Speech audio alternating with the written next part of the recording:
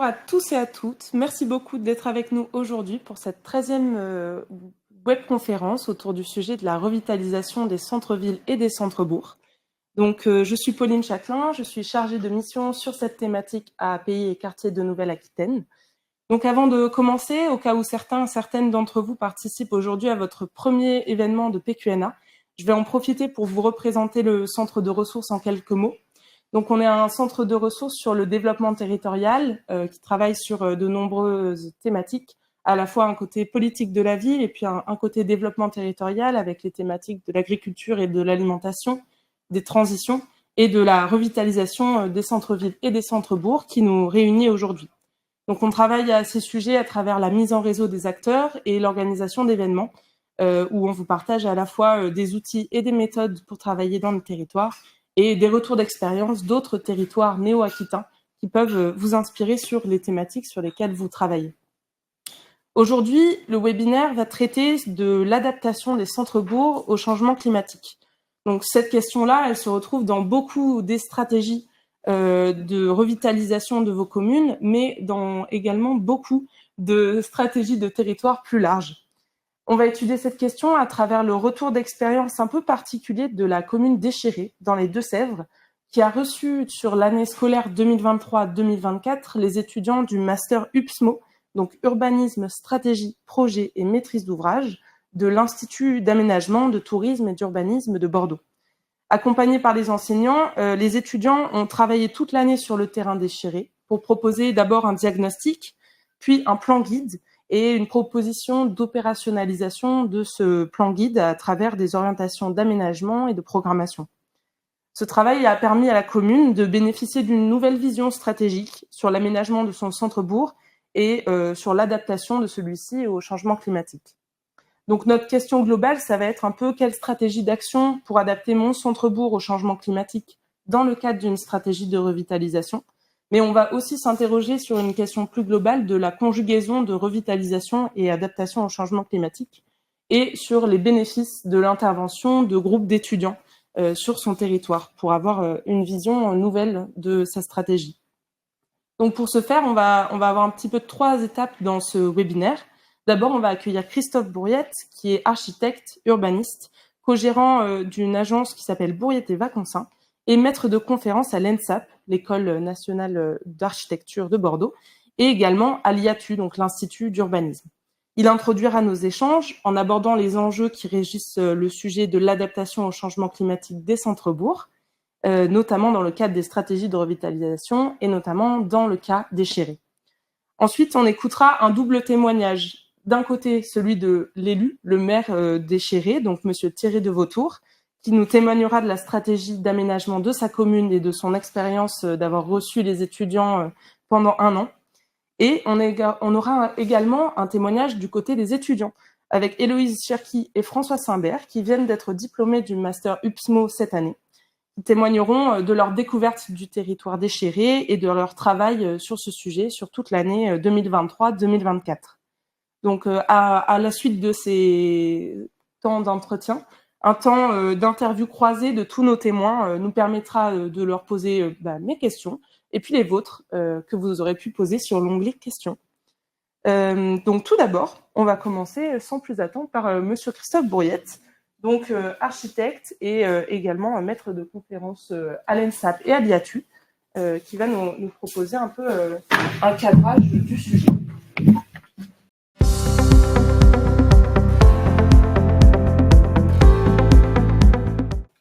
Donc, Monsieur Bourriette, merci beaucoup d'être là. Merci de l'invitation. Voilà, je vous ai préparé une petite mini-conférence d'introduction en m'appuyant en fait sur le travail de nos étudiants, principalement, comme ça nous permettra de rester sur la question d'Échiré. Voilà un petit peu, donc la question que vous m'avez posée, c'était les enjeux d'adaptation des territoires au changement climatique et le rôle des centres-bourgs. Donc cette année, vous avez encadré en fait cette expérimentation étudiante. Donc vous avez guidé les étudiants sur leur réflexion. Donc vous allez nous en fait, un compte rendu. C'est cette question du changement climatique et de l'adaptation. J'aurais tendance à dire, ça va être leur grande question pour cette génération-là. 2030, 2050, ils seront en pleine maturité professionnelle et peut-être moi, je serai déjà un peu en recul.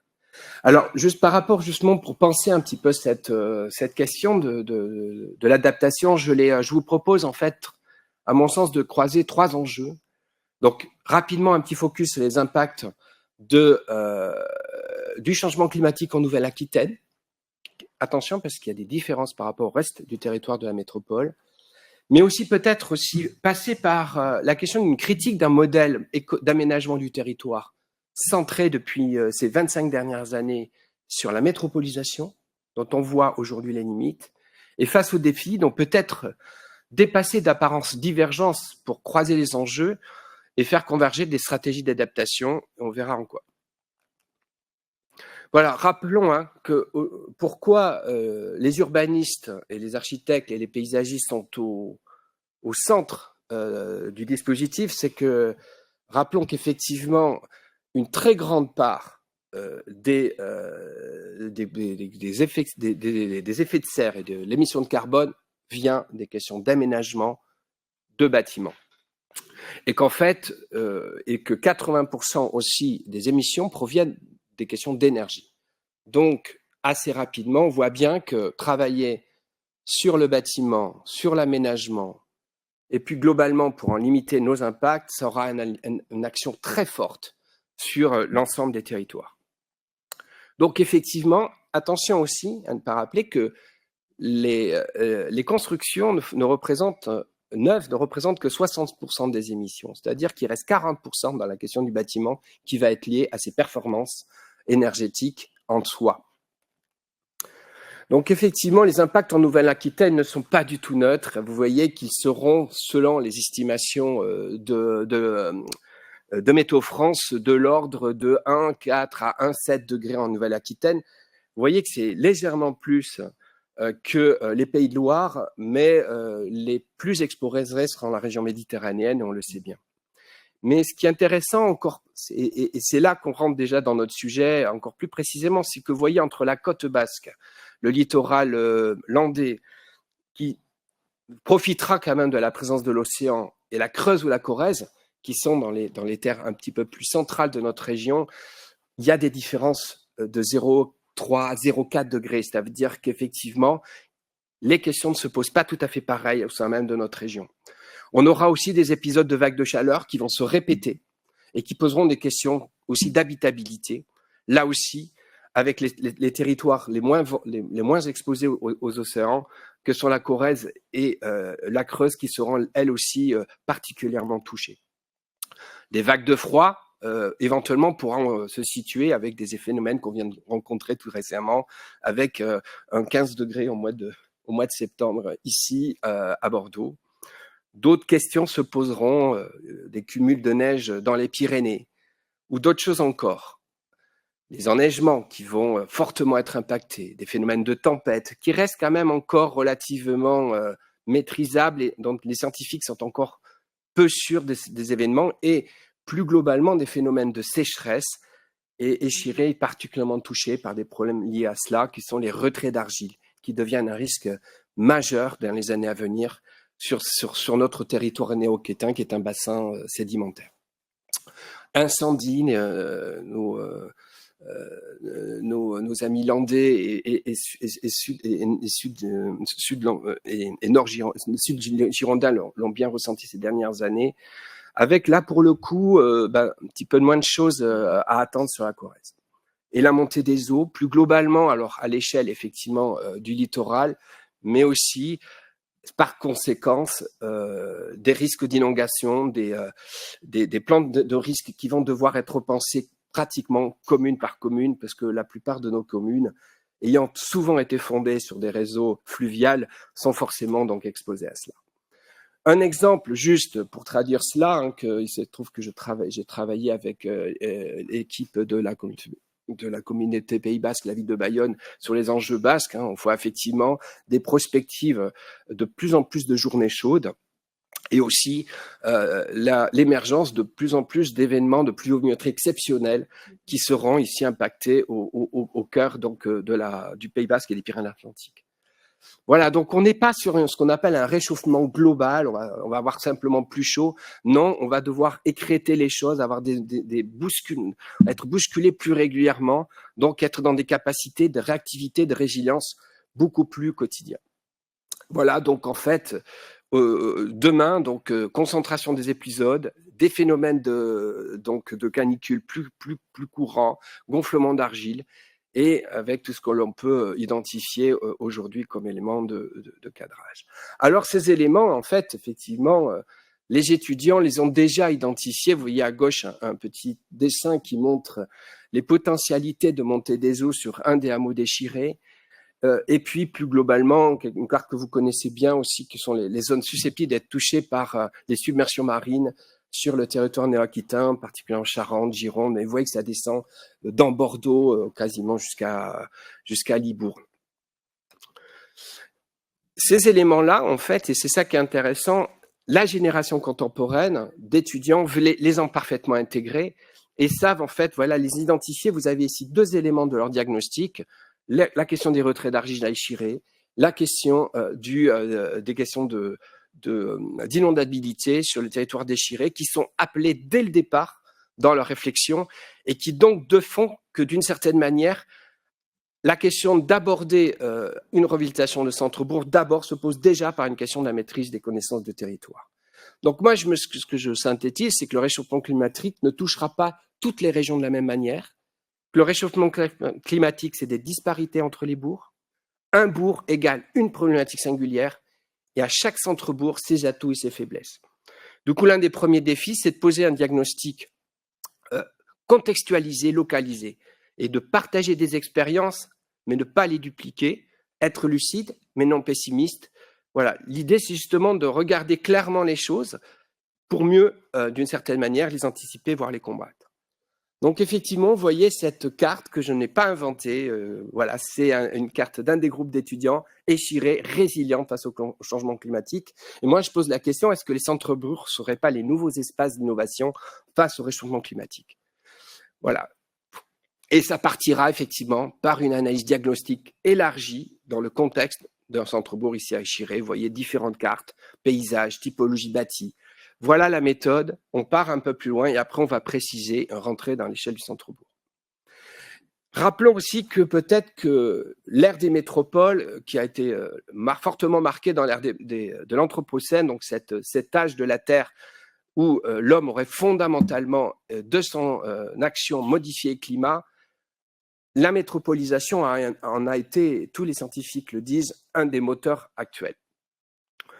Donc, est-ce que, effectivement, qu'est-ce que c'est que la métropolisation? Ça a été effectivement, d'un côté, on peut le voir comme des foyers de croissance, les moteurs de la nouvelle région, mais on s'aperçoit qu'elles ont aussi eu cet aspect un peu plus embêtant d'avoir été le lieu de prédation des ressources et des richesses, en particulier au détriment des territoires ruraux.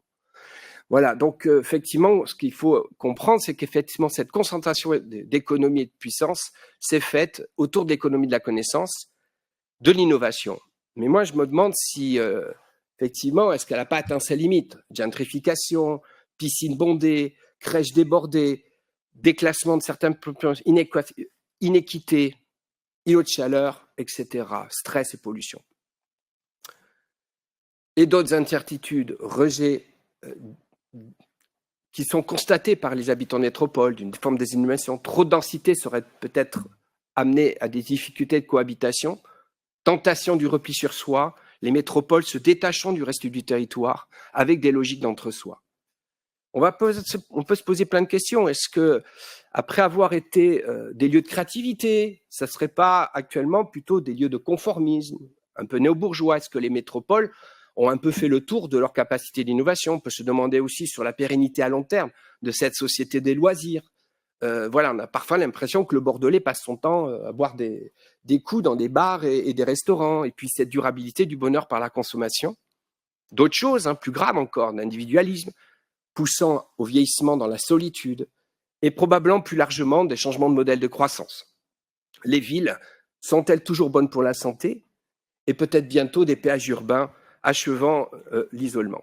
C'est pour ça que je me dis que, effectivement, toutes ces trop de minéralité, cette gentrification, 25 ans de construction neuve d'habitats collectifs sans préoccupation du climatique, surchauffe, ingérabilité, habitat pavillonnaire, etc., mal isolé. Le rêve métropolitain est peut-être pas aussi beau qu'il n'y paraît. C'est pour ça que je reprends cette phrase. Je crois qu'il y a ici peut-être actuellement, vous voyez, ce sont des publications très récentes de 2020, il y a une vraie mise en question de ce modèle métropolitain qui pose la question: est-ce que le déclin des bourgs n'est pas inexorable? La revitalisation des centres-bourgs serait-il l'avant-garde d'une alternative? Et moi, j'y crois beaucoup. C'est pour ça qu'on est très attaché au hiatus. Moi, quand j'ai fait le hiatus, on était la génération de l'après-métropolisation, puisqu'on allait engager la métropolisation. Et aujourd'hui, on s'aperçoit que les attentes, on forme nos étudiants à investir les territoires ruraux, les bourgs. Donc, le deuxième grand défi, c'est d'envisager la revitalisation des centres-bourgs comme des leviers d'action, parmi d'autres. Alors, effectivement, on va peut-être prendre un des leviers d'action qui est bien connu dans la question du réchauffement climatique, qui est la notion d'albédo et d'îlot de chaleur et de minéralité. Rappelons que l'albédo, c'est cette capacité qu'ont certaines surfaces, matériaux et phénomènes de densité et de formes urbaines à stocker la chaleur et à ne pas la restituer. Évidemment, là, les zones rurales ont un grand avantage. Exemple, à gauche, vous avez le port de Bayonne, au sud, Bayonne-Centre, et vous voyez les anciens hameaux et petits villages de Bayonne, dont ici, les températures sont quand même de 3 à 4 degrés. On sait aussi une chose, vous voyez que suivant le degré de minéralité, les surfaces déployées, l'espace urbain se réchauffe et surtout se refroidit beaucoup plus difficilement. Et on le voit malgré tout, d'une certaine manière, dans les bourgs ruraux, où cette tentation aussi et cette histoire de l'urbanisme a développé des zones fortement d'étalement urbain. En fait, on s'est aperçu que, vous voyez, sur l'exemple de hameaux ici dans Échiré, on voit qu'au fur et à mesure du temps, se sont agrégés et se sont, d'une certaine manière, minéralisés un certain nombre d'espaces. Et ce qu'il faut savoir, c'est que je prends ici une étude menée à Toulon, où vous voyez qu'en fait, l'espace du lotissement, qu'on croit être le rêve, la maison, le jardin et tout, a déroulé énormément de voiries, des espaces surdimensionnés et d'une certaine manière, pose aussi beaucoup de problèmes à la question des îlots de chaleur. D'une certaine manière, un centre-bourg a peut-être quelque chose encore à dire, contrairement à ce qu'on peut imaginer, qui serait que le lotissement est la panacée, c'est pas très dense, il y a beaucoup de jardins, etc. Voilà un petit peu quelques images prises ici au hasard dans un lotissement à Échiré. C'est pour ça que des étudiants se sont posés des questions, des alternatives. Est-ce que, vous voyez, l'habitat pavillonnaire, c'est une faible densité. L'habitat hérité de l'histoire, c'est presque 33 logements quand j'en ferai 13 avec le lotissement. Alors, ils ont cherché à convoquer des images autour des niveaux de chaleur, des espaces publics végétalisés. Et ils ont développé des stratégies à l'intérieur d'Échiré, justement, pour venir intervenir à tout niveau sur la présence végétale, la déminéralisation. Comme quoi, c'est aussi une question de centre-bourg. Voilà, différentes typologies d'action. Venir chercher à chaque petit recoin, sur le coin d'un giratoire, modifier les voiries, intervenir ponctuellement, de façon pas très dépensière, sur la déminéralisation et amener aussi, évidemment, support de biodiversité, qualité de présence végétale. Voici quelques exemples proposés par les étudiants d'actions ponctuelles, mais au demeurant efficientes parce qu'elles sont déployées à l'échelle de tout un bourg. Des travaux sur les lisières, ou encore une façon aussi d'arrêter le développement urbain pour protéger les aires agricoles en questionnant les lisières et d'y amener aussi une présence végétale forte.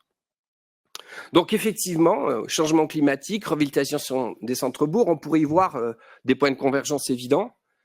L'habitabilité, effectivement, la préservation des milieux naturels et des terres agricoles, la maîtrise du développement, l'échelle humaine de proximité, cette façon d'agir localement pour un changement global. Et justement, les bourgs ruraux, et pas que ruraux, les petites villes qu'on a cru un peu abandonnées, au contraire, du fait de leur échelle maîtrisable, permettent de faire quand la métropole est tellement technocratisée qu'elle a du mal à agir parce qu'elle se... j'ai perdu mon PowerPoint, pardon. Voilà. Par contre, les points de divergence sont majeurs, c'est les temporalités. Comment faire? Les capacités de financement, la dépendance aux mobilités carbonées et effectivement le patrimoine qui a une forte ambiguïté entre sa préservation et un certain nombre d'inadéquations, en particulier la question de la rénovation thermique du patrimoine ancien présent dans beaucoup de nos bureaux.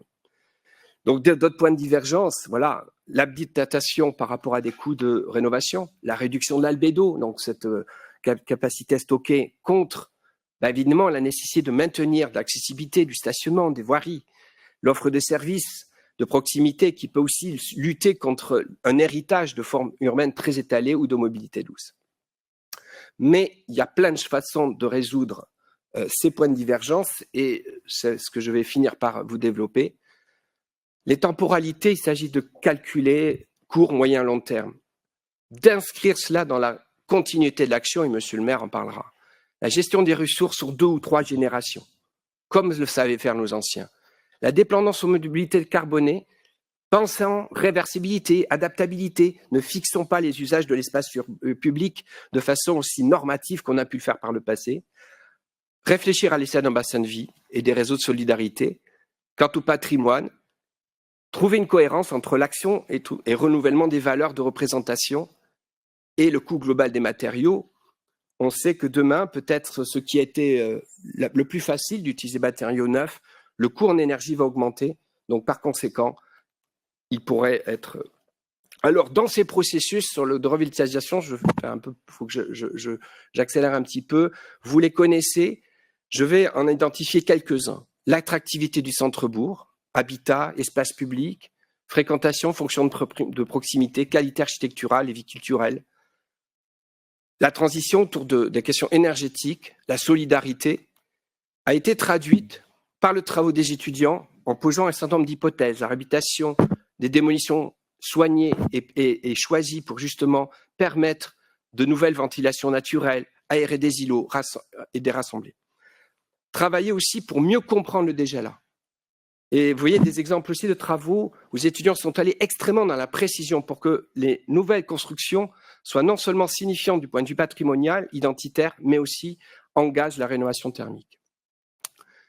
Et aussi, allons jusqu'à des innovations, des interventions entre anciens et nouveaux. D'autres choses encore sur des éléments identitaires comme le mur. Et enfin, contenir et habiter les lisières. Tout cela s'est traduit par un certain nombre de documents et ils n'ont pas obligé la dimension économique qui était importante à souligner parce qu'il ne s'agit pas de s'intéresser et ils sont allés chercher les valeurs du tourisme, le travail sur les services commerces et l'agriculture et des stratégies fines de réemploi ou de densification des espaces d'économie à travers la création de villages d'artisans ou éventuellement la réhabilitation d'anciens hangars. Vous voyez que des méthodes qu'on a plutôt l'habitude de voir en sites urbains, de métropole, peuvent être clairement adaptées à l'échelle des centres-bourgs. La question des mobilités était très centrale et semble être le cheminement le plus dur à faire. Mais en réalité, on s'aperçoit qu'un bourg comme Érichiré, tout est à moins de 10 minutes. Là, simplement, la question, c'est la qualité des espaces.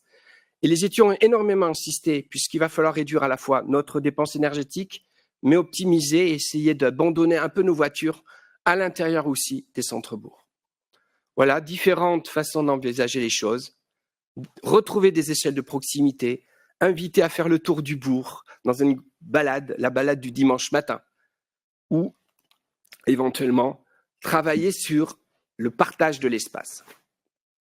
Alors, différentes façons que vous connaissez bien, moins de minéralité, plus d'usage et d'appropriation, mais qui, voilà, des reconquêtes de lisières urbaines, tout ça à l'échelle d'un centre-bourg avec de nouvelles valeurs et de nouvelles couleurs aussi.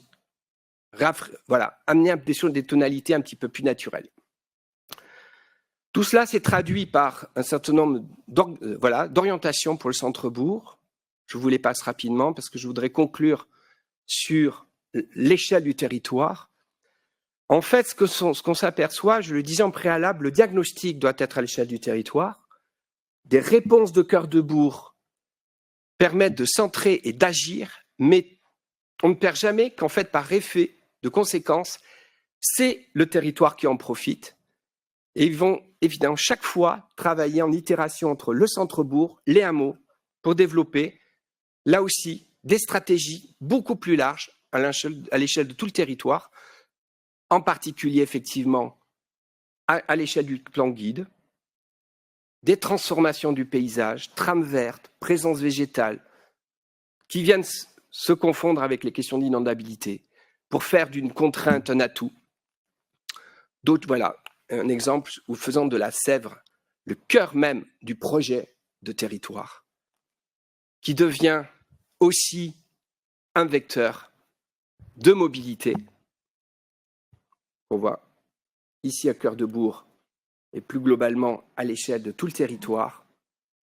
Là, ce sont les mobilités douces, encore les mobilités cyclables. Je crois que voilà, et que j'ai une carte un peu plus conclusive où on voit qu'effectivement, mobilité douce, appropriation du paysage, gestion des lisières peuvent devenir en fait des outils que l'on passe du cœur de bourg à une échelle plus globale du territoire sur des temporalités qui restent à se développer. De même pour l'économie, qui elle aussi est pensée en complémentarité avec Niort et Chiré, le tout étant judicieusement articulé sur les valeurs environnementales et paysagères. Comme quoi, finalement, l'adaptation au changement climatique, c'est aussi le vecteur de beaucoup d'autres actions. Voilà, je conclus, un tout dépassé, voilà, sur ces deux schémas.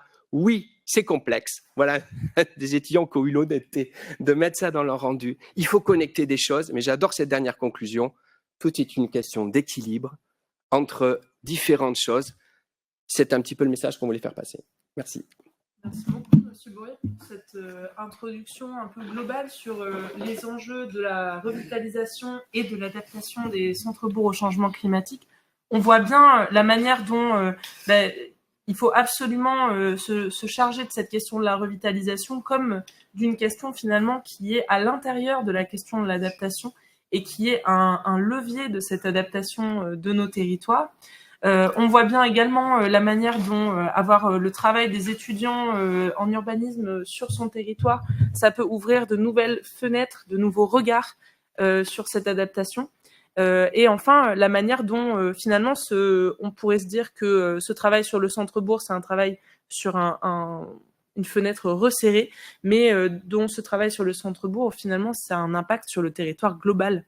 Et je pense qu'on peut accueillir nos témoignants du jour pour nous en parler un peu plus et nous apporter leur retour d'expérience direct sur le territoire d'Échiré. Donc j'appelle à nous rejoindre Monsieur Thierry de Vautour, qui est donc maire d'Échiré, et également Héloïse Cherki et François Saint-Hubert, qui sont étudiants, qui étaient étudiants, qui viennent d'être diplômés du Master UPSMO de l'IATU en cette fin d'année scolaire 2024.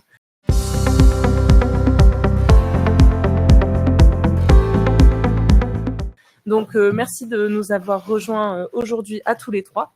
Donc, on va commencer par le retour d'expérience de Monsieur de Vautour. Monsieur de Vautour, vous êtes maire d'Échiré depuis 2001. Est-ce que vous pouvez rapidement vous présenter et puis nous présenter un petit peu donc votre territoire qu'on a déjà évoqué rapidement, mais vous pouvez certainement nous le présenter plus en détail. Évidemment, c'est toujours un plaisir de parler de sa commune, c'est toujours un plaisir d'entendre parler de sa commune, parce que M. Bourriat vient de nous parler d'Échiré de façon assez détaillée, et chaque fois j'apprends des choses et je découvre des éléments de la commune.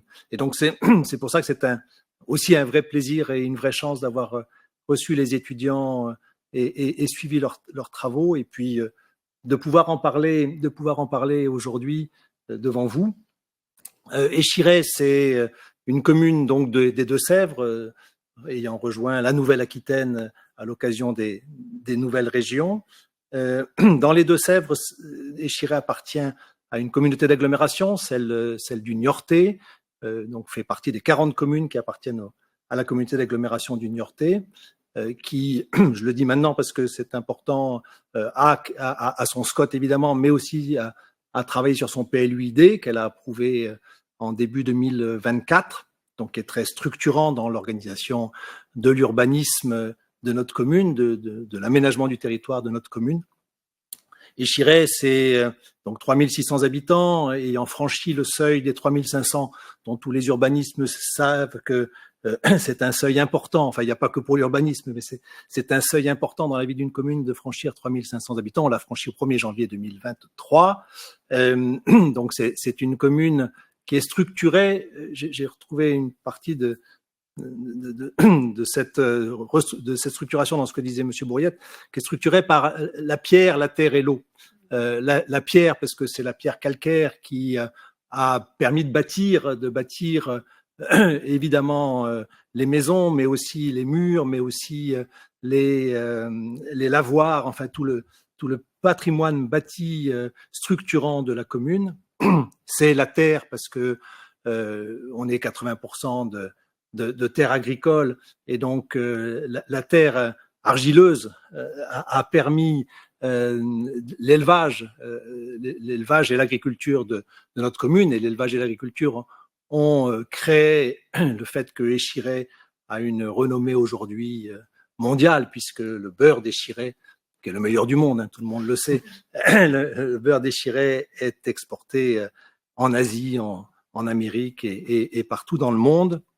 Et puis l'eau, parce que l'eau était indispensable à la fabrication du beurre, et surtout l'eau qui traverse Échiré sur plus de 10 km par la Sèvre niortaise. L'eau a structuré la vie. Les hameaux, enfin le bourg, les hameaux sont autour de la rivière, parce que autour de la rivière il y avait des moulins, il y avait des chaussées. Les chaussées, c'est les murs qui permettent d'amener l'eau au moulin. Donc c'est la pierre, la terre et l'eau sont les éléments structurants qui ont bâti l'aménagement du territoire, l'urbanisme d'Échiré. Et quand on pense urbanisme aujourd'hui, il faut évidemment pas l'oublier. Merci beaucoup pour cette présentation.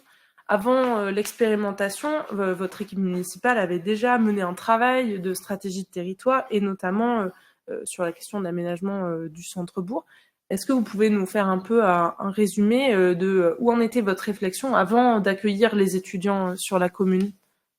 Alors, premier point, c'est que c'est pas notre équipe municipale, enfin c'est pas 2001 qui marque le début de la vie d'Échiré. C'est toujours très important, y compris pour les élus, de se dire qu'ils sont les héritiers de tout ce qui s'est fait avant, de tout ce qui s'est construit avant, de tout ce qui s'est aménagé avant. Et je vais simplement citer les 20 dernières années du XXe siècle qui ont vu à la tête d'Échiré un maire visionnaire, agriculteur de son état, mais qui avait une vraie pensée, une vraie vision de l'aménagement de la commune, et qui en 1985, pour une commune qui avait moins de 3000 habitants à cette époque-là, donc une petite commune, qui a travaillé avec son équipe municipale sur un plan de référence, sur un guide de référence d'aménagement de la commune.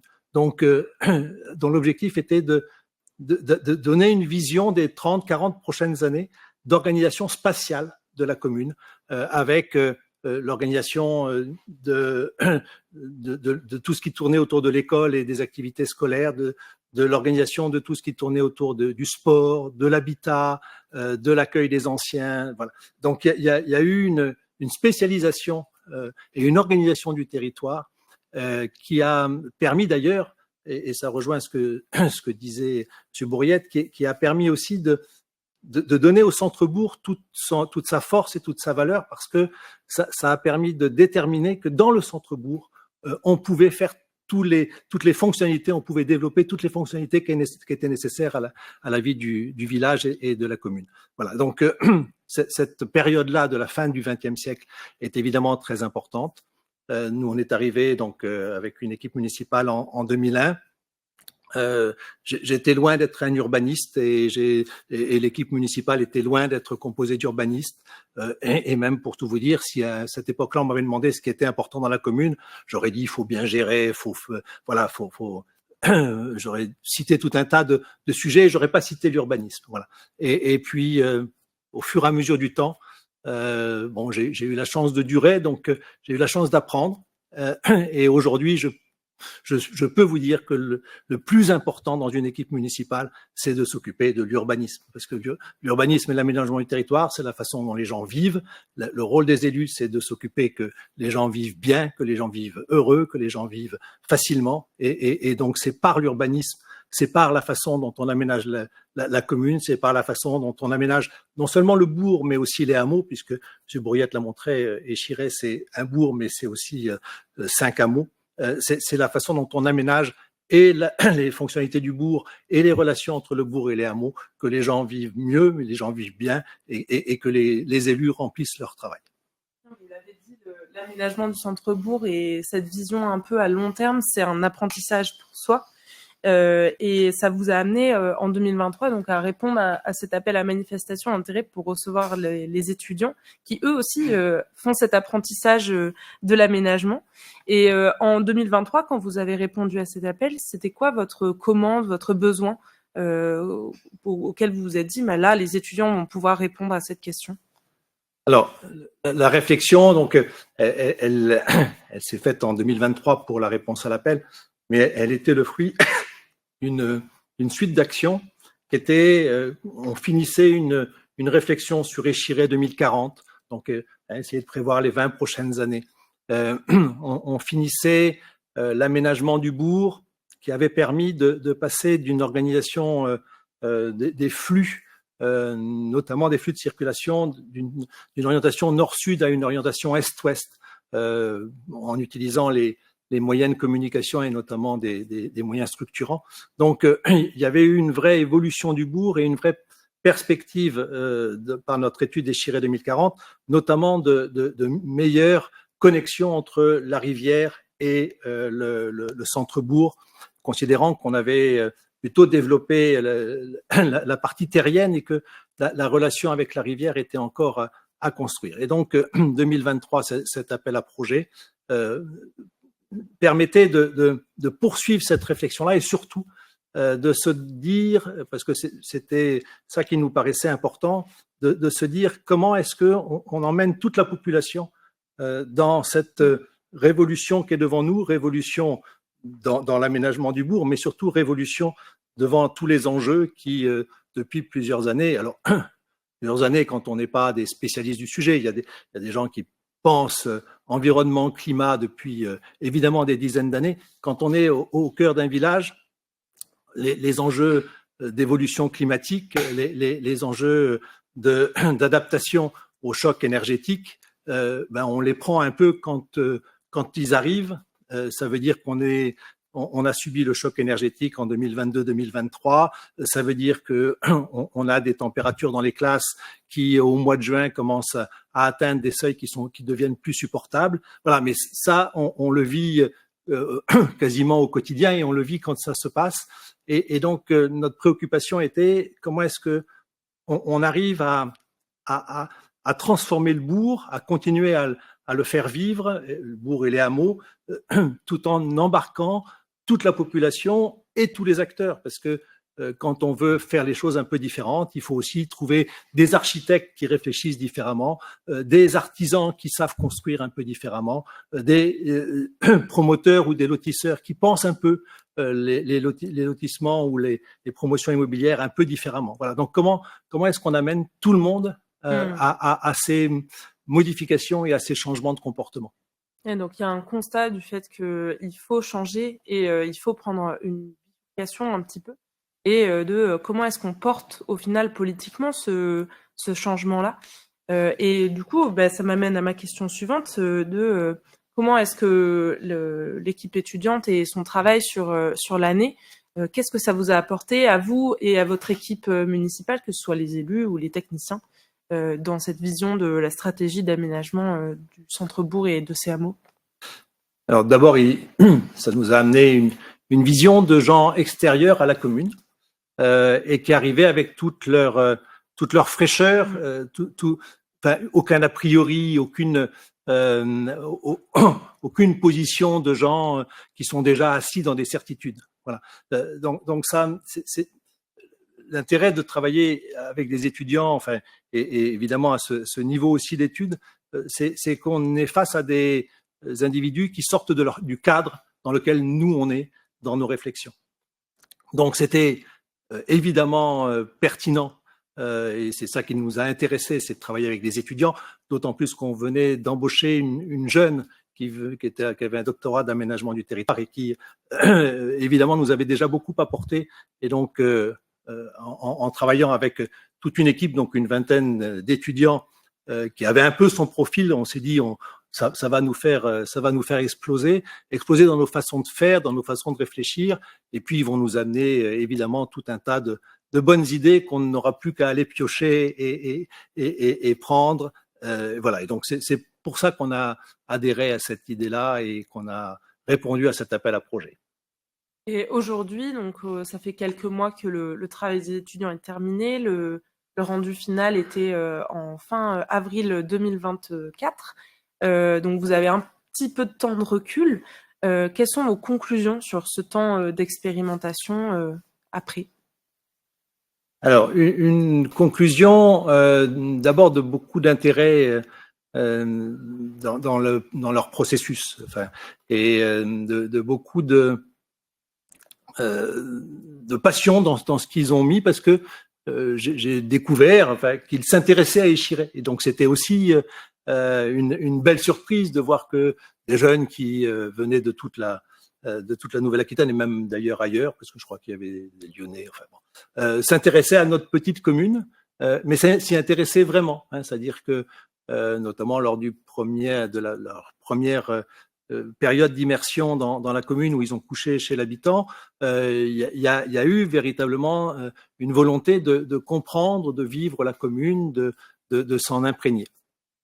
Le rythme universitaire et le rythme de l'année scolaire a pas permis de garder ce lien fort entre la commune et les jeunes. Je pense qu'ils en ont été un peu frustrés et les élus, enfin, et la commune en a aussi été un peu frustrée parce que en fait on les a jamais. Enfin, c'était en septembre que vous étiez venus, que les jeunes étaient venus et dans la commune, et puis ils n'ont jamais eu de nouveau temps aussi fort d'appropriation.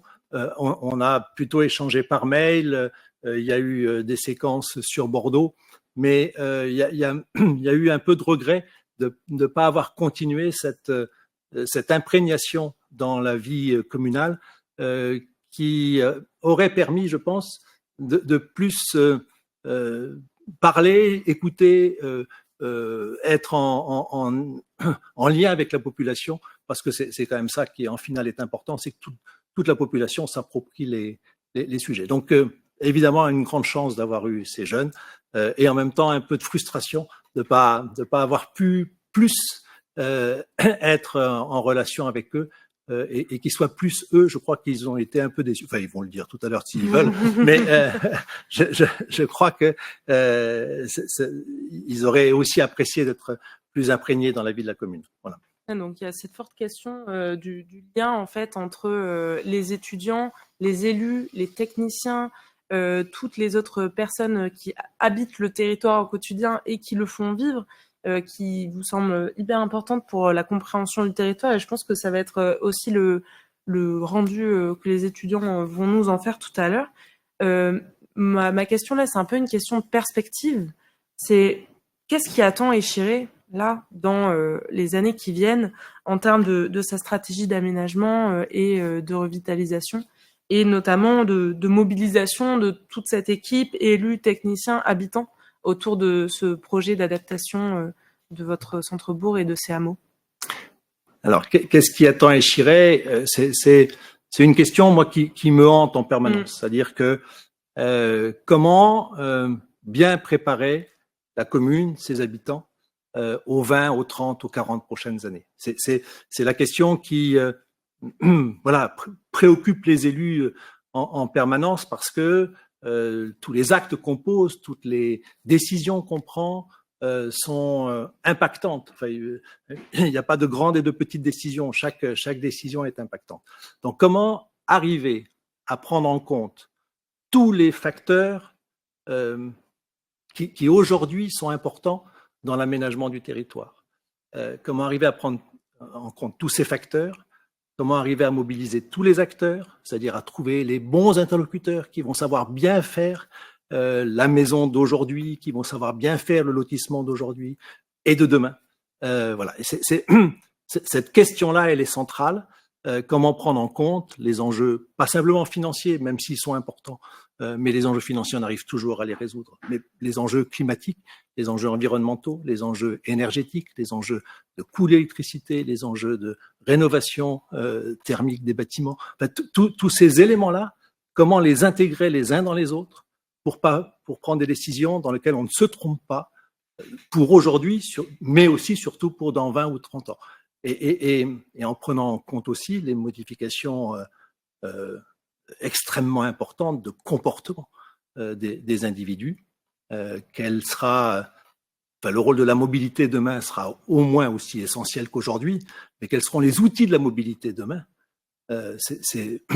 Quand on voit l'importance des voies de communication, l'importance qu'ont eu les voies de communication au cours des siècles dans l'évolution du territoire, dans l'évolution des bassins de vie, comment la mobilité, mais les outils de mobilité vont avoir de l'importance dans l'évolution du territoire, c'est ça qui est important. Voilà. Et donc, cette question-là, elle est centrale. Les étudiants ont apporté leur pierre, mais elle est, dans nos têtes d'élus, elle est encore loin d'être résolue. Donc, il y a une question, c'est une pierre à l'édifice, et c'est une marche pour vous aider dans votre chemin. Qui est le vôtre, et je pense qu'on peut se tourner un peu maintenant vers les étudiants.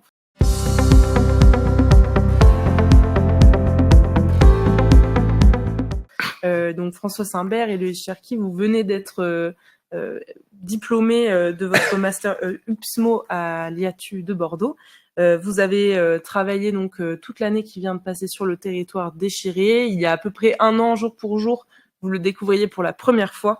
Vous avez travaillé pendant toute l'année sur ces questions d'adaptation au changement climatique, de qualité de vie, d'aménagement et d'attractivité de ce centre-bourg, en bénéficiant à la fois de l'accompagnement de l'équipe municipale déchirée, mais aussi de l'accompagnement de l'équipe pédagogique de l'IATU. Donc ma première question, elle est un petit peu globale, et je vais me tourner vers toi, François, pour te demander un peu, pendant cette expérimentation, qu'est-ce qui vous a marqué, qu'est-ce qui vous a surpris, qu'est-ce qui vous a étonné? Tout d'abord, ça a été la découverte assez intense du territoire. C'est un territoire inconnu. On ne connaît pas Chiré quand on arrive. C'était peut-être un peu difficile parce qu'il a fallu prendre connaissance du territoire, des différents documents qu'on nous a transmis. Mais ça s'est éclairci au fur et à mesure de nos études. Et il faut savoir aussi qu'on est dans un premier contact qui est étudiant. C'est un cadre étudiant, c'est un peu le droit à l'erreur.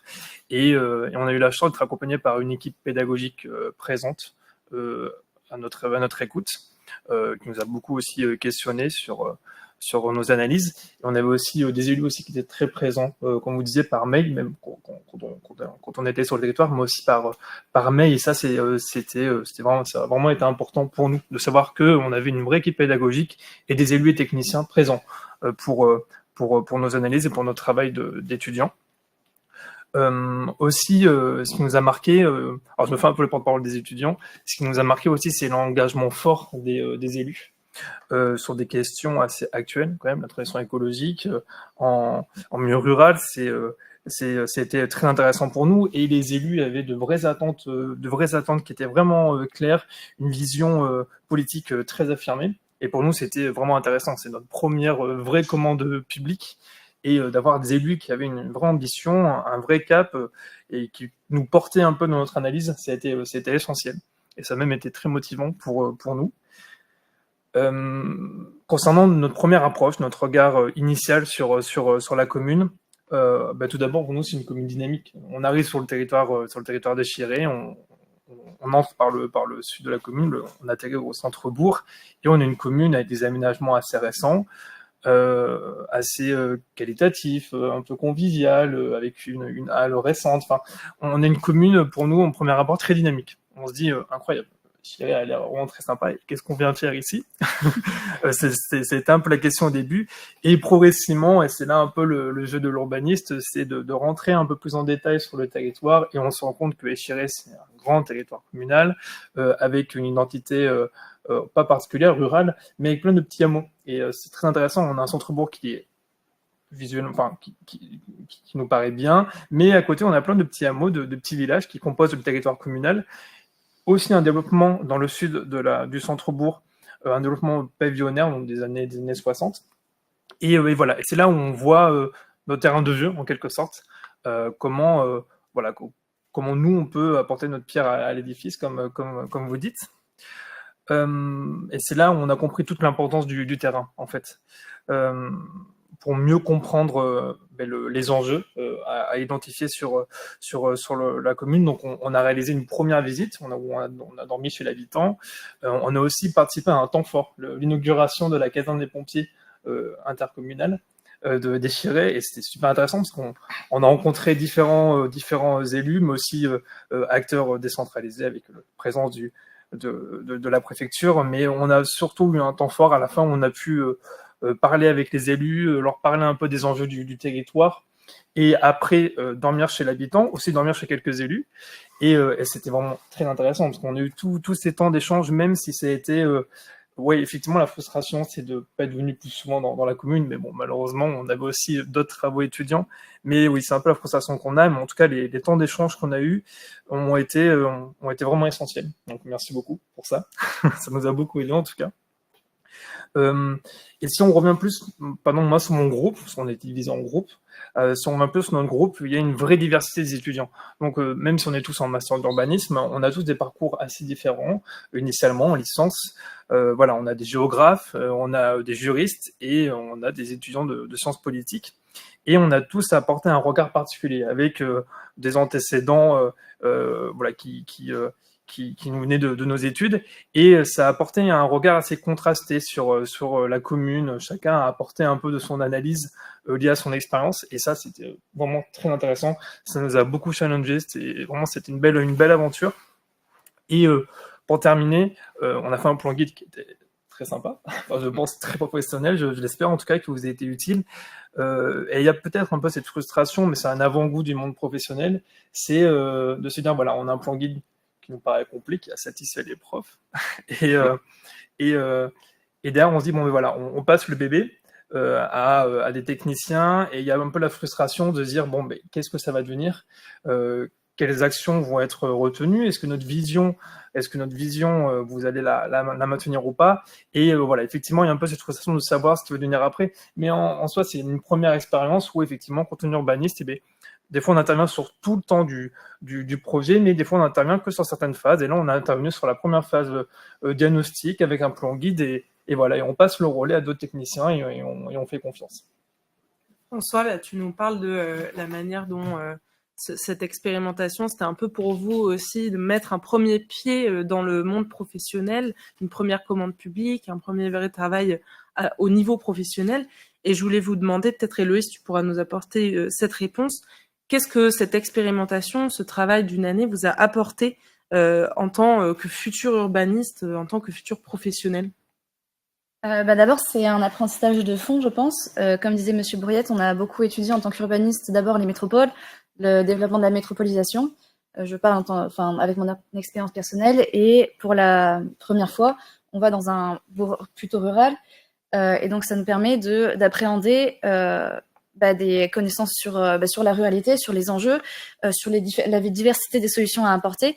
Donc je pense que la première chose importante dans notre apprentissage, c'est l'apport thématique, donc qui va venir compléter notre palette d'urbanistes, et qui comme peut le laisser présager M. Bourriette, peut être l'avenir de travailler sur les centres-bourgs. Et après, il y a aussi un apprentissage méthodologique de comment d'abord on gère un projet long. Donc certes, ça ne dure que 7 mois, mais c'est un peu un avant-goût de notre vie en tant qu'urbaniste, parce que l'urbanisme, c'est un métier du long terme. Donc c'est faire des allers-retours, c'est parler de différents temps du projet, mais c'est aussi plein de contraintes. Et donc ça, c'est un peu un apprentissage qu'on a eu, c'est comment être urbaniste aujourd'hui. Donc, c'est un apprentissage méthodologique. Il y a aussi la question des temporalités. On a travaillé sur échirer à long terme, 2040, voire 2050. Et c'est comment apprendre à échelonner un projet sur 20-30 ans et qui, sur 20-30 ans, soit faisable d'abord et soit pertinent, reste pertinent au bout de 20 à 30 ans. Donc ça a été un vrai apprentissage et qui sera important dans nos vies d'urbanistes, puisque on va être amené à mener des projets sur le long terme aussi. On a aussi appris à utiliser des outils pratiques comme les fiches actions. Je sais que François les a réutilisées dans son parcours professionnel déjà, les OAP. Donc c'est vraiment, on apprend, on nous donne, on fait notre petite ceinture d'outils comme ça, on met nos outils dedans. Et donc ça, c'est un apport très riche du projet long de manière générale. C'est aussi nous donner un premier aperçu de notre vie professionnelle en tant que groupe aussi. C'est apprendre à gérer un groupe avec différentes compétences, avec différents savoirs, différents points de vue. Et c'est comment faire en sorte de tirer le meilleur de tout le monde et de faire avancer un projet au mieux, tout en ayant une gestion un peu RH finalement du groupe. C'était un des aspects difficiles, c'était d'apprendre à se connaître et d'apprendre à travailler ensemble. Et je pense que c'est très important d'apprendre ça à l'école, dans un projet professionnalisant, pour savoir comment déjà apprendre à nous connaître nous en tant que professionnels, et apprendre à savoir comment on travaille avec d'autres équipes, parce que les urbanistes ne travaillent pas tout seuls, ils travaillent avec les architectes, avec les paysagistes, avec d'autres types de techniciens et surtout avec les élus. Et ça, c'était intéressant aussi d'apprendre à travailler avec tout le monde. Je pense que c'est nos principaux apprentissages. Tu nous parles de projets de temps long, de vision à 40 ans. Et là, il y a tout de suite les enjeux du coup de revitalisation du centre-bourg et d'adaptation au changement climatique qui nous reviennent en tête, parce que ce sont ceux-là, les enjeux qu'on travaille sur ce temps très long. Et comment est-ce que vous avez un petit peu abordé cette conciliation entre la question de la revitalisation et la question de l'adaptation ? Est-ce que à l'entrée, ça vous a semblé évident qu'il y avait cette conciliation, ou est-ce que vous avez repéré, comme on en parlait tout à l'heure avec Monsieur Bourriette, des divergences qui peuvent s'y créer?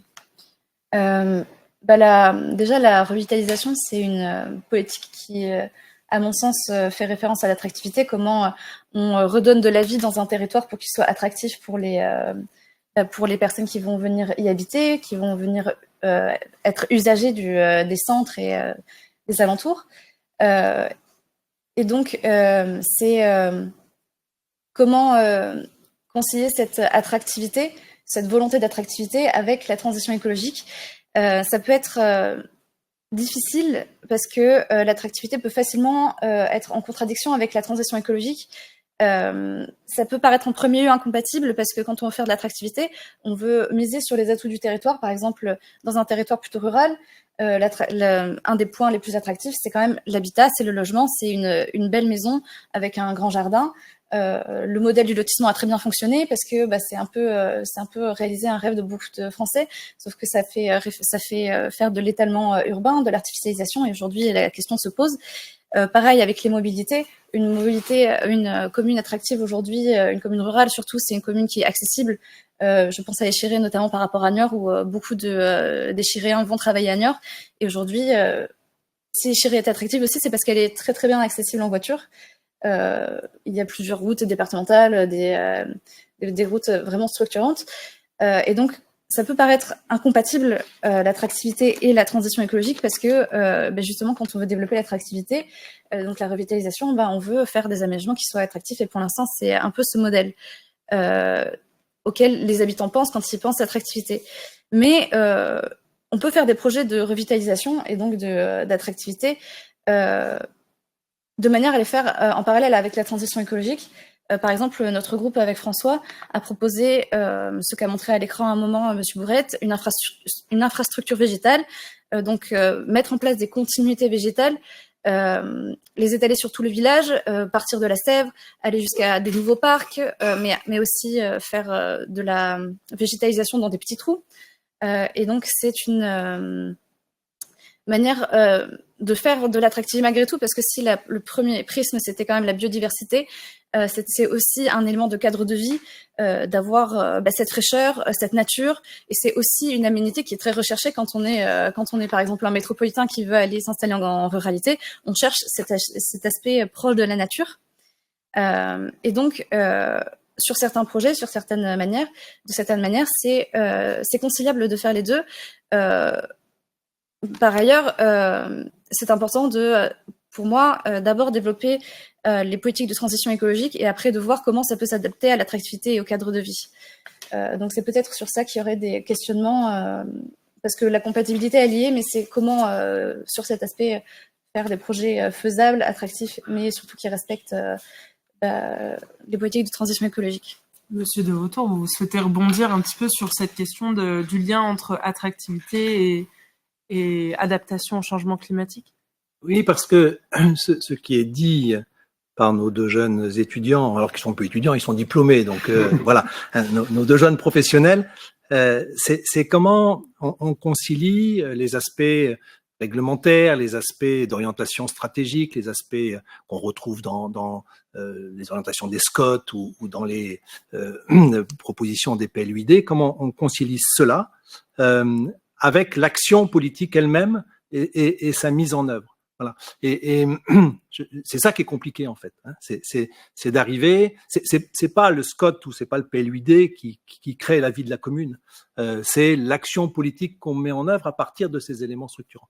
Et je trouve que ce qui me semble qu'a apporté cette étude aux étudiants qu'ils étaient l'année dernière, c'est le fait que ils ont pu voir la place que chacun avait dans l'organisation, dans la réflexion et dans la mise en œuvre. C'est-à-dire qu'il y a le rôle des techniciens et je sais qu'il y en a un certain nombre dans ce webinaire. Donc évidemment que ils ont travaillé avec la technicienne de la commune. On a une personne à la commune qui s'occupe de l'aménagement du territoire.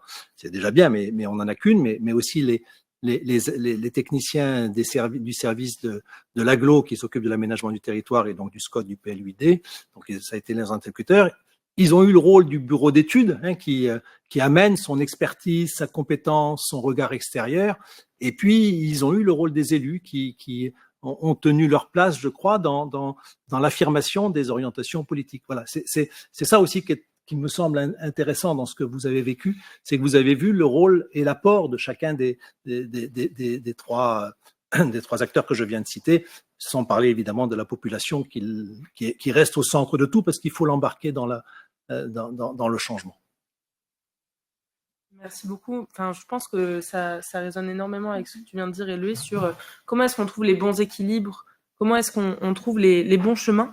Et François, je pense que tu pourrais nous parler un petit peu de la manière pratiquement dont vous avez imaginé cette réunion entre revitalisation et adaptation dans vos projets, et notamment avec tous les acteurs qui y concourent.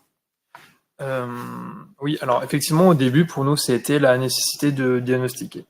Donc, au début, on a des aménagements qui sont existants, récents, ce que je disais juste avant, et on arrive et on veut proposer de nouveaux projets, mais ce qui est important, c'est au début de bien diagnostiquer le territoire, d'avoir une bonne vision. Et après, nous, on arrive avec un projet d'aménagement qui est aussi l'occasion de re-questionner l'existant. On a la ville constituée, de déchirer, et nous, on arrive et on re-questionne un peu, on réinvente aussi le territoire, et on trace de nouveaux chemins. Et ça permet progressivement d'apporter de nouveaux principes liés à la transition écologique dans le fait de penser les aménagements futurs.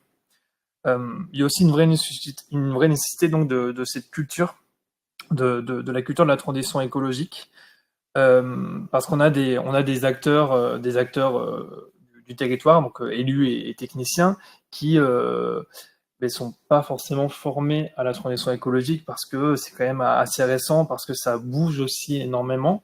Il y a beaucoup d'innovations. Voilà, c'est un sujet assez général et qui bouge beaucoup et sans cesse. Et donc, il y a une vraie nécessité de comprendre ces enjeux liés à la transition écologique. Et on va pas se mentir, la veille est assez difficile, hein, ça bouge souvent. Donc voilà, nous on arrive un peu avec cet œil neuf. Et c'est ce qui est compliqué pour les petites communes, c'est d'avoir une ingénierie qui est pas forcément adaptée à la transition écologique. Comme vous le disiez, vous avez une urbaniste sur la commune. Voilà, il y a différents sujets à traiter. Et nous, on arrive un peu avec ce regard neuf, sorti de la fac, enfin, encore à la fac, mais sur la fin de nos études. Et on arrive avec donc des concepts assez nouveaux et assez récents pour nous à la transition écologique. Mais on n'oublie pas au fond de notre tête que ça sera bientôt aussi périmé pour nous et qu'il faudra aussi qu'on se mette à jour sur ces sujets-là qui bougent tout le temps. C'est ça aussi la vie des territoires, c'est sans cesse re-questionner, réévaluer ce qu'on a produit, re-questionner nos territoires, et c'est important en fait, hein, comme vous dites, pour avoir des territoires qui sont agréables, qui sont vivables et qui intègrent ces enjeux-là de transition écologique. Alors, s'il y a une phase assez opérationnelle avec le projet d'aménagement, il y a aussi une phase de planification pour avoir un regard sur le long terme. Quand je parle de cette vision planificatrice, c'est comme a dit Héloïse, c'est les questions des outils. Donc avec les OAP, dont on vous a présenté beaucoup d'OAP, avec des OAP et des fiches d'action qui permettent d'intégrer la transition écologique dans les réflexions futures, dans les projets qui pourront être envisagés à long terme sur le territoire communal. Voilà, dans les différents domaines, par exemple sur des OAP de mobilité, sur des OAP d'habitat, on va intégrer cette réflexion sur la transition écologique. La transition écologique, c'est vraiment le fil rouge de notre intervention.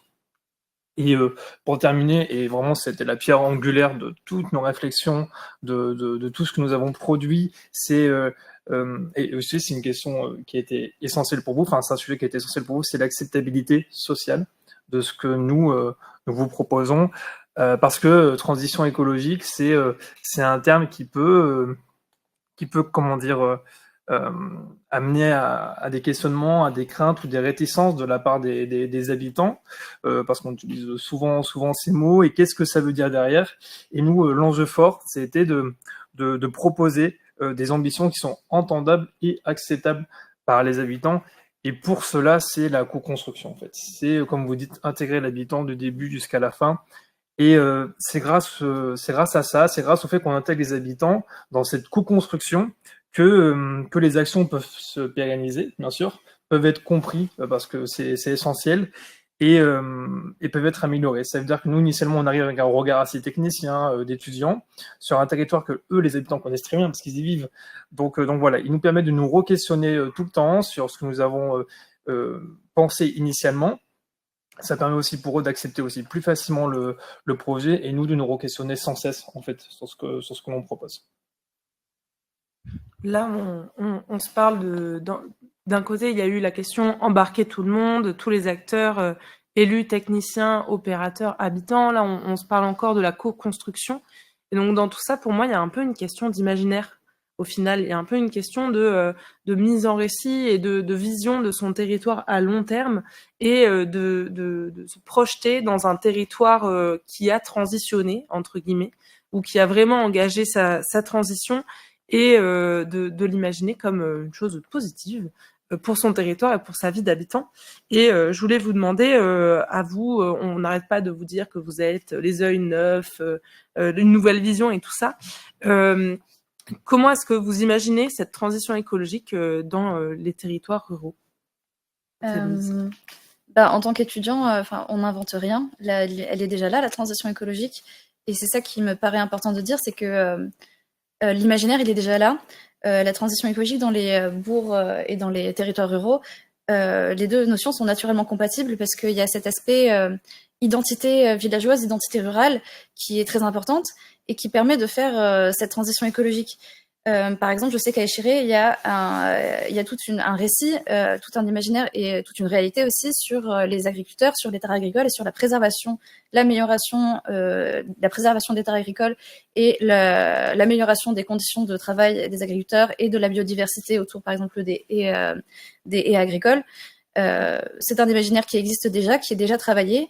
Mais c'est un imaginaire à cultiver et c'est important de partir, oui, de ces habitants, de ces personnes qui font le territoire parce que ils ont des principes déjà là, ils ont des idées, les élus ont déjà des idées. Il y a aussi, au-delà de cette identité agricole, il y a aussi l'identité patrimoniale naturelle. On parle beaucoup de petits patrimoines bâtis dans les espaces ruraux, mais il y a aussi le patrimoine naturel qui est extrêmement important et qui est particulièrement important dans les territoires ruraux. On a beaucoup, par exemple à Échiré, on a beaucoup de superbes arbres autour de la Sèvre. On a vraiment des espaces qui sont magnifiques au niveau de la nature. Et en passant par cette préservation de l'identité villageoise autour de l'identité patrimoniale naturelle, on peut faire de la transition écologique. Cet imaginaire, il est déjà là. Il faut juste le cultiver et le mettre en avant. Au-delà de cet imaginaire, je vais revenir sur des questions un peu plus concrètes. L'imaginaire, il a besoin de concret et notamment de budget. C'est quand même, ça reste relativement contraint les budgets dans les communes rurales, enfin dans toutes les collectivités de manière générale, mais dans les communes rurales, on a cette question du budget et ce qui reste à imaginer, c'est la frugalité. C'est une notion qui est quand même assez importante dans les discours autour de la transition écologique et qui s'applique au projet dans les territoires ruraux, comment faire le plus avec le moins possible. Et donc c'est un truc qui s'applique à la nature, comment on modifie le moins les projets de la nature pour faire le plus se développer la biodiversité, mais ça s'applique aussi au budget. Comment avec des tout petits budgets on peut faire des très gros projets. Et je pense que c'était important, et ça a été un aspect important qui a été dicté par nos professeurs et par la commune. C'était comment développer un projet qui est faisable. Et c'était en faisant de la frugalité au niveau budgétaire pour faire un projet qui tienne la route et qui quand même incite à la transition transition écologique. Et il y a tout cet imaginaire autour de la frugalité. Imaginer comment on peut faire comment faire plus avec moins et pas l'inverse. Merci beaucoup. Je vais retenir cette phrase, l'imaginaire a besoin de budget. Me plaît beaucoup. Monsieur Devoto, vous souhaitiez rebondir sur cette question? Sur cette question de frugalité qui est essentielle, frugalité financière et frugalité dans la mise en œuvre, parce que c'est souvent, il y a souvent des contraires. C'est-à-dire que quand on est dans une frugalité foncière, par exemple, ce qui est un enjeu très important aujourd'hui, donc de reconquête de la ville sur la ville, de reconstruction de la ville sur la ville, on s'aperçoit que c'est contraire à la frugalité financière. C'est-à-dire que souvent, construire de la ville sur la ville, c'est plus coûteux que d'étaler de façon urbaine, que d'étaler l'urbain. Voilà. Donc, il faut aussi gérer les contraires dans la mise en œuvre. Voilà.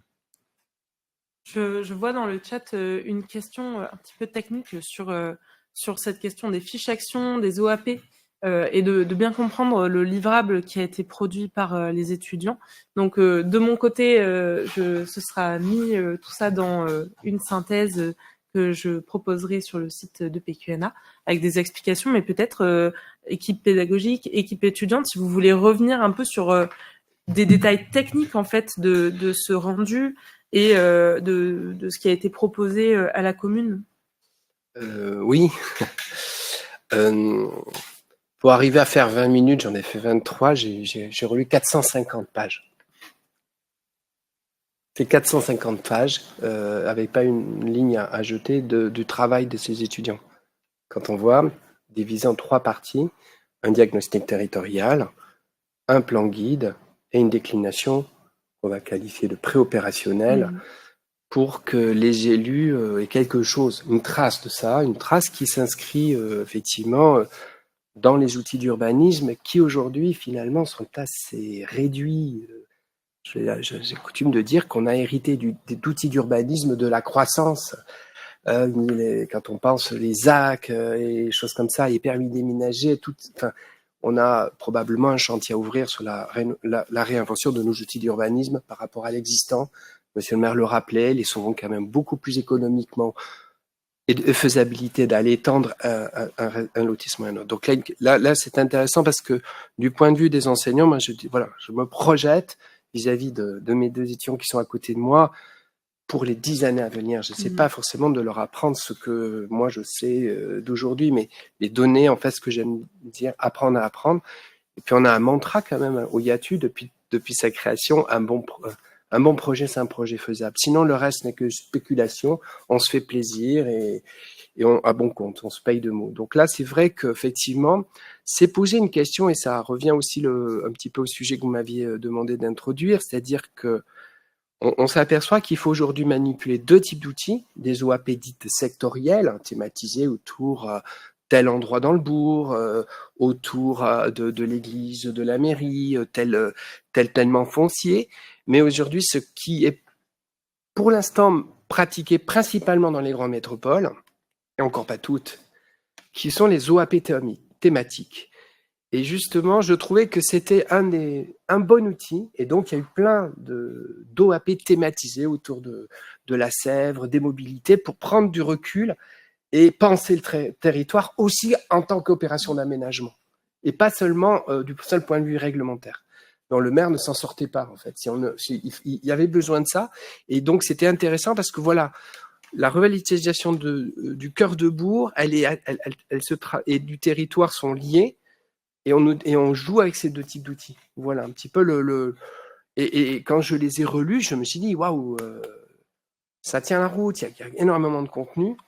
Je me suis amusé, c'était peut-être un peu dense, mais à les recoller, on s'aperçoit que finalement, qu'on soit clair, hein, c'est pas les profs qu'on dit, on va inscrire cela dans dans les enjeux de réchauffement climatique, hein, c'est eux.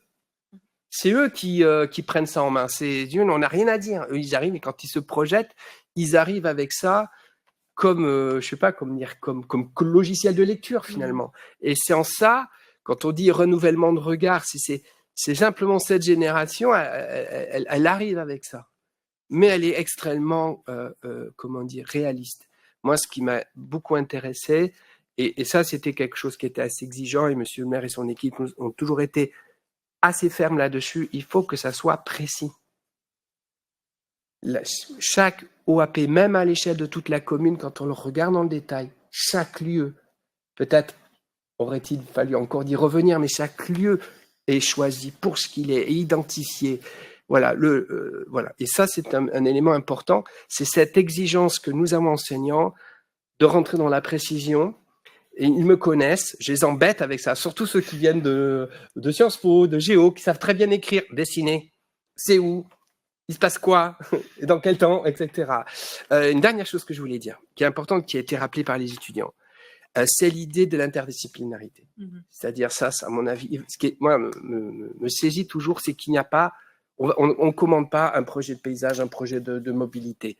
C'est eux qui vont se rendre eux-mêmes compte qu'il est absolument indispensable de penser territoire dans l'interdisciplinarité et qui vont aller chercher des compétences en paysage, en environnement, en mobilité, en développement éco et en habitat, etc., et qui agrègent ça, avec aussi la limite de leurs connaissances.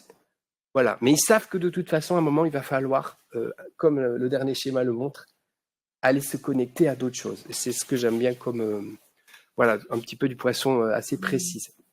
Donc, tout à l'heure, on a parlé on s'est dit l'imaginaire, il a besoin de son budget. Là, après, en fait, on vient de se dire l'imaginaire, il a besoin de ses outils et il a besoin de ses compétences. Et tout à l'heure, on a beaucoup parlé de la question de l'acceptabilité, de la question de la participation citoyenne, de la co-construction. Et on a une question qui est pour vous, en fait, monsieur le maire, c'est celle du pourcentage d'acceptabilité générale des échiréens. Est-ce que, plus précisément, est-ce que les préconisations livrées par l'équipe étudiante vous semblent faisables, justement, cette question de la faisabilité et acceptable par la population? D'abord, les 450 pages de M. Bourrier, c'est parce qu'il y avait 4 équipes. Hein, donc, c'était à peu près un peu plus de 100 pages par équipe. Ouais, ça, voilà. Hein, donc, c'est pas, voilà. On n'a pas un volume de 450 pages. Le deuxième point, ça va me permettre de répondre précisément à la question. C'est que une des découvertes des travaux des étudiants, pour moi, ça a été les OAP thématiques.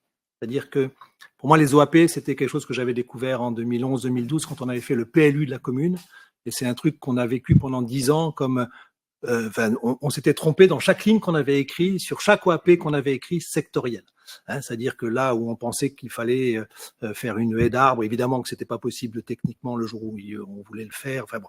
Donc les OAP, pour moi, c'était quelque chose qu'on nous avait dit qu'il fallait faire dans le PLU et qui ne marchait jamais. Voilà.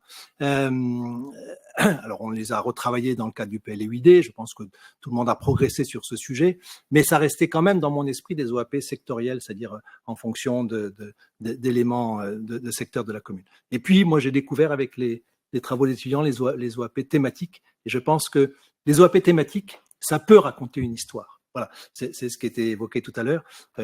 L'important pour arriver à co-construire, pour arriver à ce que chacun s'approprie, c'est qu'il faut que les citoyens aient le sentiment de participer à la création d'une histoire.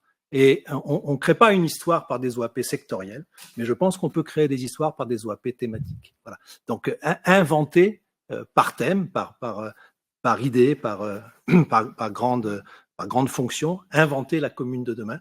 Donc les OAP thématiques, c'est une grande partie que je retiendrai des travaux des étudiants, et c'est la partie qui peut nous permettre d'embarquer les citoyens. Donc c'est cet outil en fait très méthodologique qui peut permettre d'accéder à cet objectif plus large de aller tous ensemble vers un même objectif. Est-ce que du côté des étudiants ou peut-être de Monsieur Bourriette, vous auriez un retour à nous faire sur cette question de la participation citoyenne ou de l'acceptabilité, qui ne sont pas exactement finalement la même chose, dans les projets de transition écologique dans les territoires ruraux, dans les centres-bourgs? Allez-y.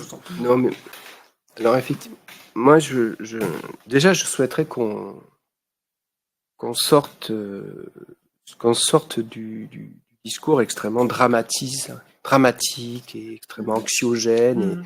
Et vous savez, la première chose que vous avez fait quand on vous dit qu'il va y avoir l'orage et qu'il va pleuvoir, sauf à être obligé d'aller travailler, vous restez chez vous. C'est le risque du repli. Moi, si j'enseigne, c'est parce que j'ai confiance. J'ai confiance en eux. J'ai confiance. Je crois qu'effectivement, on voit qu'on a beaucoup de leviers, que ce n'est pas aussi caricatural qu'on nous l'annonce. C'est beaucoup plus nuancé. Il va falloir travailler avec différents leviers et surtout avoir une approche, comme je le disais en introduction, travailler en Corrèze et en Sud de Haute-Vienne, comme actuellement je le fais avec les étudiants en architecture. Travailler dans Convergence Garonne, on démarre vendredi, et travailler Chiré. Je prends volontairement 3 et peut-être Bayonne, non, rien à voir, fondamentalement. Donc, c'est-à-dire, enfin, rien à voir. Il y a des communs, mais et c'est cette nécessité de cette adaptation, et c'est vrai que je regrette le manque d'outillage et de présence d'ingénierie dans ces territoires-là, tant ils sont complexes en réalité. Et je loue et je félicite tous les acteurs techniques qui font un travail de dingue pour arriver à agréger toutes ces notions-là à 1, voire 2, sur des équipes réduites. Et moi, c'est aussi l'importance de notre formation, c'est que ces étudiants, on a un niveau d'exigence, monsieur le maire, vous m'en parlez juste avant de commencer, très très haut, parce que il va falloir effectivement agréger beaucoup de choses. Donc effectivement, d'abord positivons. Et ce que je me suis lancé depuis quelques années dans un travail de redécouverte ce qu'on appelait de la culture vernaculaire. Vous l'avez dit aussi vous-même, Héloïse, c'est-à-dire ce bon savoir. Alors, certains diront le savoir paysan, le savoir rural, c'est-à-dire le savoir-vivre. C'est pas d'hier qui fait chaud, qui pleut. Enfin, voilà. Simplement, à un moment, la société du carbone et de la dépendance au pétrole nous a fait un petit peu rentrer dans un cinquantenaire, une cinquantaine d'années d'amnésie, mais fondamentalement, si on commence à rechercher d'autres choses, on s'aperçoit qu'on peut assez vite réapprendre l'intelligence des lieux et l'intelligence de savoir habiter ici en Limousin, là dans les Deux-Sèvres, au Pays Basque, Pyrénées, que chaque fois des modalités se réinventent. Et ça, je crois que c'est quelque chose. Moi, curieusement, je crois que le territoire rural, les petites villes, j'en suis absolument convaincu, et c'est pas de la démagogie de dire, ce sont des vrais territoires de laboratoire, mais j'en suis absolument convaincu. Il suffirait de pas grand-chose pour qu'un certain nombre de choses se réinversent, ou en tout cas se rééquilibrent. Voilà, c'était un petit peu le mot aussi, toujours cette notion de rééquilibrage pour redonner ses chances, parce que c'est vrai que il y a il y a plein d'anciens, c'est vrai, dans le monde rural, qui ne demandent qu'à transmettre. Enfin, c'était chaque fois ces échanges. Pourquoi on veut que nos habitants dorment chez l'habitant? Parce je pense qu'il y a le côté, enfin, il y a de l'humain, quoi. C'est un peu les grands-parents. Ils se projettent plus en vous qu'en nous, parce qu'ils y voient leurs petits-enfants. Ils y voient ceux qui reprennent la main, qui vont reprendre les choses en main. Et ça, c'est quelque chose. Je pense que cette acceptabilité, elle va aussi passer par la jeunesse, curieusement, et moins par l'autorité que je pourrais représenter d'une certaine manière. Donc ça fait partie un petit peu des clés. Donc voilà, il faut aussi, je crois, c'est très important de leur faire confiance, de revaloriser et je les trouve même parfois, on les pousse, mais rêvez un peu, sortez de vos autocensures, prenez confiance en vous. C'est un message que vous avez entendu, je crois, plus d'une fois, à un moment où on sentait que les groupes se mettaient dans l'autocontrôle. Voilà. Je ne sais pas ce que vous en pensez, vous, de votre côté. Et ça, je crois que ça participe je veux dire, il y a rien pour convaincre, pour créer cette acceptabilité, il faut qu'on soit aussi vecteur d'enthousiasme vis-à-vis des populations et pas venir avec une espèce de côté censeur, peser lourdement par notre technicité, dire ceci. Et c'est vrai que cette OAP thermique, je n'avais pas forcément perçu comme éventuellement, c'est une très bonne réflexion que je vais nourrir. C'est effectivement, on prend un peu plus de hauteur, on travaille sur des thématiques, on parle des lieux de vie, on parle du vivant, et on n'est pas là en train de se bloquer sur la telle maîtrise foncière, sur tel type de densité. Voilà. Sur ces OAP, on a une question un petit peu sur leur utilité. Est-ce qu'elles sont situées, donc par exemple seulement sur le centre-bourg, ou est-ce qu'elles balayent toute la commune en fait et toutes ces voies de mobilité, et donc quelle est un peu au final la différence entre les OAP sectorielles et les OAP thématiques? Ben, je sais pas, par exemple, les autres. Alors moi, c'est sous votre contrôle, hein. Mais je sais que moi, j'ai principalement travaillé sur une OAP sectorielle, et du coup, comme le dit son nom, on se focalise sur un secteur, et c'est là où, comme vous l'avez dit aussi, les OAP thématiques sont très intéressantes parce qu'elles nous permettent d'étudier une thématique particulière. Sur les mobilités, on a vu différentes OAP où on se focus pas forcément sur tous les types de mobilité. On se focus par exemple sur celles qui ont des enjeux, des intérêts, notamment la mobilité douce. On a re-questionné un peu la présence du vélo, par exemple, ou comment connecter, par exemple, la zone pavillonnaire avec le centre-bourg, mais aussi comment connecter les petits hameaux qui constituent la commune. Donc voilà, je sais pas si Louise, tu as quelque chose à... Moi, j'ai travaillé plutôt sur les thématiques. Ah oui, voilà, c'est ça. En fait, c'est pas, j'ai menti, c'était pas que des thématiques, c'était des thématiques sectorielles. Ouais. Alors, c'est une autre subtilité, c'est que on peut travailler sur un secteur donné. Nous, on a choisi de travailler sur tout le bourg, l'enveloppe du bourg, mais d'autres ont choisi de travailler sur toute la commune. Mais sur une thématique, donc sur toute la commune, par exemple, sur tout le bourg. Moi, j'ai travaillé sur l'infrastructure végétale, donc surtout à toute l'échelle du bourg. Donc c'est très défini, hein, on fait des lignes autour de ce qu'on appelle le bourg. On va travailler sur uniquement cette thématique. Et bien sûr, il y a eu plusieurs OAP thématiques qui viennent se compléter. Donc en fait, au final, on pourrait faire ces différentes parties d'un puzzle. Donc on pourrait faire un puzzle de toutes les OAP thématiques. Mais l'OAP thématique permet de, justement, comme disait Monsieur le maire, de raconter une histoire, d'avoir un projet d'ensemble sur une thématique, de s'y arrêter et peut-être de ne pas s'arrêter à chaque petit détail de chaque petite parcelle, mais de s'arrêter sur les détails de la volonté. C'est un peu une volonté politique aussi. Chaque détail de la volonté politique de à quoi peut ressembler le bourg par rapport à l'infrastructure végétale, par rapport à la mobilité, ça peut être par rapport à l'économie. Et donc voilà, les OAP thématiques sont rarement que thématiques, sinon c'est un peu, large et vaporeux, mais souvent elles sont thématiques et sectorielles. Dans la notion de thématique, c'est ce qu'elle codifie en fait, hein, c'est-à-dire. Mais elles sont sectorielles au sens qu'elles sont situées, c'est-à-dire qu'elles intéressent, c'est pas des grands coups de feutre patatoïdes, mais c'est vraiment des choses très précises, mais regroupées et prenant de la mesure, surtout à l'échelle du territoire. Voilà, effectivement, il y a la vôtre qui rentrait aussi, qui était intéressant de voir chaque groupe suivait un petit peu ses logiques. Il y avait une OAP thématique qui s'était finir échiré avec les lisières, donc de la zone commerciale, la Sèvre, puis après on avait la lisière avec l'ancienne gare, et puis les territoires agricoles. Mais comment on envisage non pas la question agricole, la question de la gare comme le secteur gare, mais comment on envisage simplement de dire qu'à un moment, échiré, à un moment doit se tenir dans ses limites actuelles, et que va se passer à chaque fois la question de la lisière et comment on arrête le paysage rural, comment on tangente une infrastructure. Ça, par exemple, c'était très intéressant. Et ça évitait de regarder les problèmes coupés en petits morceaux, en petits pulses. Il y avait aussi, évidemment, une grande OAP de réflexion sur la Sèvre niortaise. Mais non pas envisagée simplement comme l'écosystème biodiversitaire, mais la Sèvre comme lieu de dynamique touristique, comment aller à la Sèvre vis-à-vis de Niort, etc. Mais à chaque fois, chaque lieu, chaque petit hameau faisait l'objet, lui, d'une fiche-action ou d'une déclinaison d'accessibilité, quand ou pas, ils ont cherché parcelle par parcelle à essayer de retisser un lien. Voilà. Et ça, c'est-à-dire que ça évitait de découper le chiré en un pulse de micro-actions ou de, voilà. Ça permet de, voilà. Tout ça, ça nous dit que cet outil-là, il nous permet de voir le territoire de manière un peu plus reculée, avec un vrai projet de long terme.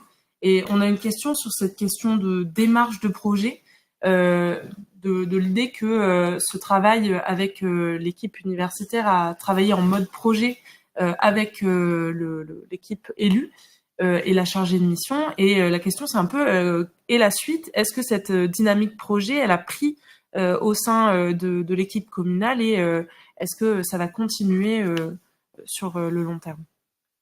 Alors, elle a pris d'autant plus qu'on avait déjà une pratique de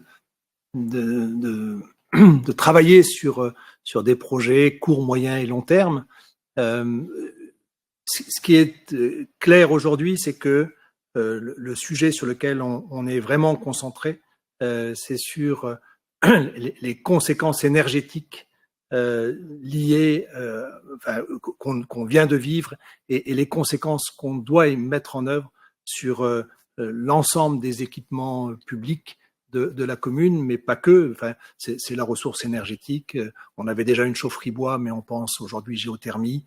C'est la ressource en électricité parce que on veut développer notamment le photovoltaïque en ombrière sur la partie pleine de sport, mais avec toutes les conséquences que ça a sur les équipements autour, voire même sur les particuliers, puisqu'on va embarquer en autoconsommation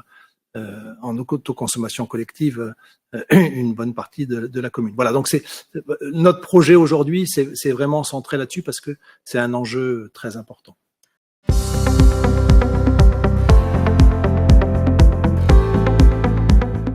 Donc, merci pour votre participation à ce webinaire, pour ces discussions qu'il y a eu entre nous et puis avec les personnes qui nous ont suivis. Merci à vous d'avoir assisté à ce webinaire. Merci à Julia pour le back-office et à notre partenaire technique Limelight pour la transmission de ce webinaire. On vous donne 2 rendez-vous. Un premier sur la question des transitions et du portage politique de ces transitions dans les territoires. Donc, ce sera le 15 octobre à 14h, donc animé par Julia et l'équipe qui travaille sur les questions des transitions. Et un second, tout à l'heure, on parlait du budget et des questions un peu de choix, de priorisation. Et on va également se retrouver le mardi 29 octobre à 10h30 pour un webinaire autour de cette question de la construction des soutenabilités économiques des démarches de revitalisation. Je vais également revenir vers vous rapidement avec une synthèse de nos discussions d'aujourd'hui qui va intégrer un petit peu les rendus aussi des étudiants pour que vous puissiez vous rendre compte de ce qui a été produit et également plein d'autres ressources et événements d'ici à la fin de l'année 2024. Voilà, n'hésitez pas à partager avec vos élus et vos équipes techniques sur ce webinaire et les thématiques qu'on a abordées aujourd'hui. Je vous remercie encore de votre présence et vous souhaite une belle journée. Merci. Merci.